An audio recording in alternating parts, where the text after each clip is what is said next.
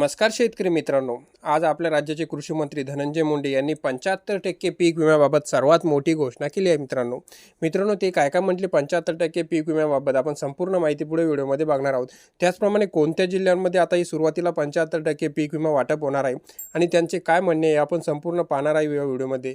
परंतु मित्रांनो त्याआधी जर तुम्ही या चॅनलवर नवीन असाल तर चॅनलला नक्की सबस्क्राइब करायला विसरू नका, जेणेकरून शेतीविषयी नवनवीन माहिती सर्वात अगोदर तुम्हाला ह्या चॅनलवर मिळते। मित्रांनो आज पत्रकारांनी जेव्हा आपल्या राज्याचे कृषी मंत्री श्री धनंजय मुंडे यांना प्रश्न विचारला की आम्हाला अजून 75% काय 1% बी पीक विमा मिळाला नाही, तेव्हा त्याचे उत्तर देताना धनंजय मुंडे यांनी सांगितले की आम्ही कृषी कंपन्यांना म्हणजे पीक विमा कंपन्यांना आम्ही तसे आदेशसुद्धा दिलेले आहे की शेतकऱ्यांना पीक विमा देण्यात यावा, परंतु अजूनसुद्धा शेतकऱ्यांच्या खात्यावर हा पीक विमा अर्गी करण्यात आलेला नाही। मित्रांनो त्यांनी पुढे सांगितले की आता आम्ही कंपन्यांना सक्त आदेश दिले आहे की तुमचं काही अडचण असली तर आम्हाला कळवा, अन्यथा शेतकऱ्यांना पीक विमा हा वाटप सुरू झाला पाहिजे।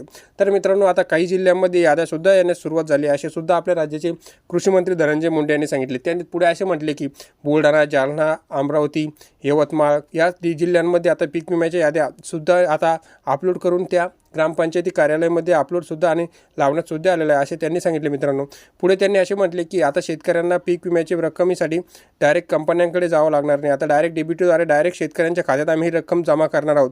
त्याचप्रमाणे जर शेतकऱ्यांना काही अडचण असली तर त्यांनी आमच्या कार्यालयाशी संपर्क साधावा आणि जर कोणत्या पीक विमा कंपनीने जर मंजुरी केली तर आम्हाला सांगावे, जेणेकरून आम्ही त्यासंबंधी योग्य ते पावले उचलू आणि शेतकऱ्यांना त्यांच्या नुकसानीचा लाभ हा लवकरात लवकर देण्याचा प्रयत्न करू।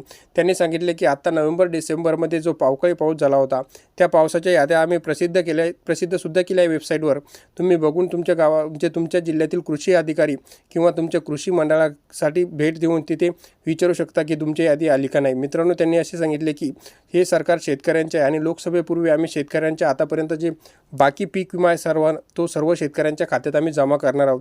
त्यांनी सांगितले की अकोला, बुलढाणा, वर्धा, यवतमाळ, नागपूर, त्याचप्रमाणे पुणे, लातूर, जालना, संभाजीनगर, अमरावती, अकोला तेच झाला, त्याचबरोबर त्यांनी सांगितले की परभणी, हिंगोली या सर्व जिल्ह्यांच्या याद्या आता प्रसिद्ध होत आहे। मित्रांनो फक्त कसं आहे काही जिल्ह्यांमध्ये अगोदर तर काही जिल्ह्यांमध्ये नंतर, कारण काही जिल्ह्यांमध्ये सुरुवातीला 25% अग्रिम ही वाटप करण्यात आली होती, त्यामुळे त्या जिल्ह्यांमध्ये आता 50%च देण्यात येणार, परंतु ज्या जिल्ह्यांमध्ये आतापर्यंत ₹1सुद्धा मिळाला नाही अशा जिल्ह्यांना आता डायरेक्ट 75% डायरेक्ट डीबीटीद्वारे त्यांच्या खात्यात ही जमा होणार आहे। पुढे त्यांनी असे सांगितले की शेतकऱ्यांना यासाठी बँकांच्या चक्रा मारावा लागणार नाही, डायरेक्ट तुमच्या खात्यात डीबीटीद्वारे रक्कम जमा झाली की तुम्हाला त्याचा मेसेज येऊन जाईल, जेणेकरून शेतकऱ्यांच्या आम्ही चक्रासुद्धा वाचवणार आहे आणि शेतकऱ्यांचा वेळसुद्धा वाचवणार आहे।